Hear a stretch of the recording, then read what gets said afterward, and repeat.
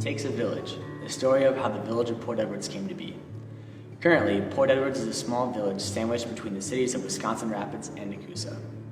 To fully understand how we got to where we are today, we need to start from the creation of Port Edwards, dating back to even before this area was named Port Edwards.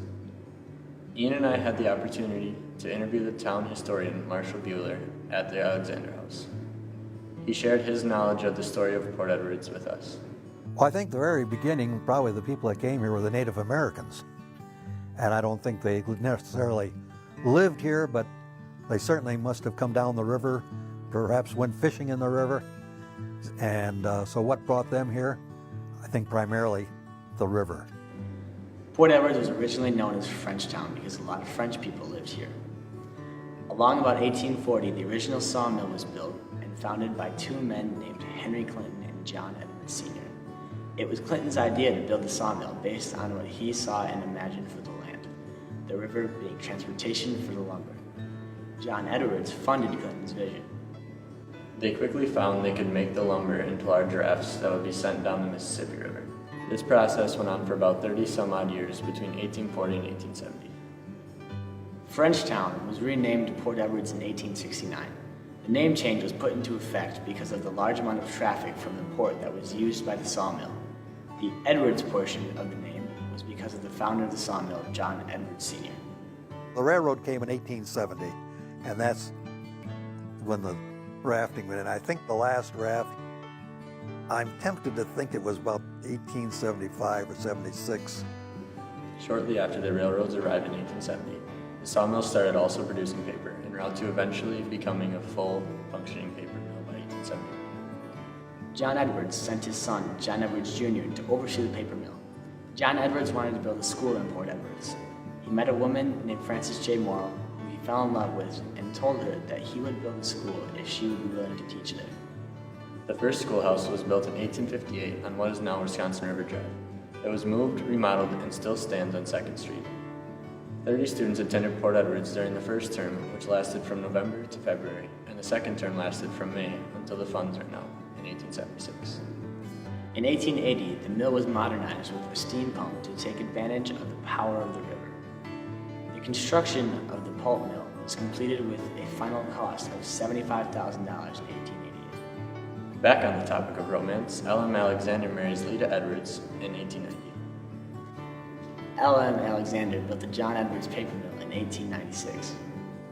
In 1893, the World's Fair took place in Chicago. There was displayed the Columbian paper machine, which was the fastest paper-making machine ever created at that time. It was moved to the Nekoosa mill, and then in 1927 moved to the Port Edwards mill. In the years after 1900, the Nekoosa Paper Company started to take off. They were able to purchase a locomotive to move cars around the mill property. They operated two machines producing 40 tons of newsprint paper each day. In 1913, Nekoosa Edwards Light and Power Company received a franchise from the village of Port Edwards to service the village and surrounding area. Nekoosa Paper Company cared about their employees, enough to build them houses.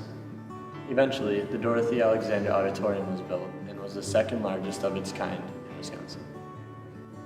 At the opening of the auditorium, a crew filmed the people entering, developed the film, and then played it for the audience later in the evening. John Edwards High School was built and was considered the most modern school in central Wisconsin. Mill boilers were used for hot water and heat in the school using underground pipes. 1935 was the first graduating class from the new John Edwards High School. In the years between 1946 and 1960, many changes were taking place around the village. The Market Street Shopping Center modernized the downtown district. Streetcar service allowed people to travel from Port Edwards to Wisconsin Rapids and Nekoosa for 5 cents. The school had an addition of 6 new classrooms, and the Port Edwards Volunteer Fire Department was formed. In the 1960s, the technical education and music departments were added to the building.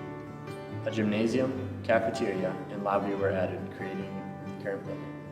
A new elementary school was built, and the district expanded to 2 separate facilities for students. As the years went by, many things came and went, some notable ones being the mill closing in 2008, as well as the loss of the port pool. Marshall Buehler had some thoughts about what Port Edwards is becoming. I don't think we're going to become a ghost town. I think we'll become this bedroom community where people will live here, work somewhere else. It is our hope that this video has expanded your knowledge of the history of this community. We believe in the strength of this community when we come together. We want to see this little village continue to expand and grow.